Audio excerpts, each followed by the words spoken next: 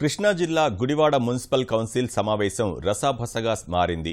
Municipal chairman Yalavarthi Srinivasarao 10 మంది council సభ్యులతో తెలుగుదేశం పార్టీలో చేరిన నేపథ్యంలో ఆయనపై వైకాపా సభ్యులు దాడి చేశారు. గుడివాడ కౌన్సిల్ని తెదేపా కైవసం చేసుకున్న తర్వాత తొలి సమావేశం ఉద్రిక్తంగా మారింది. ఎమ్మెల్యే కొడాలి నానితో సహా వైకాపా కౌన్సిలర్లు శ్రీనివాసరావును అడ్డుకొని దాడికి దిగారు. తెదేపా వైకాపా వర్గాల కౌన్సిలర్ల బాహాబాహీకి దిగారు. భారీగా మోహరించిన పోలీసులు వాళ్లని అడ్డుకున్నారు. ఈ సమయంలో సమావేశం నిర్వహించడానికి వీలు లేకపోవడం వల్ల ఎజెండాలోని 44 అంశాలకు ఆమోదం తెలిపి సమావేశాన్ని వాయిదా వేశారు.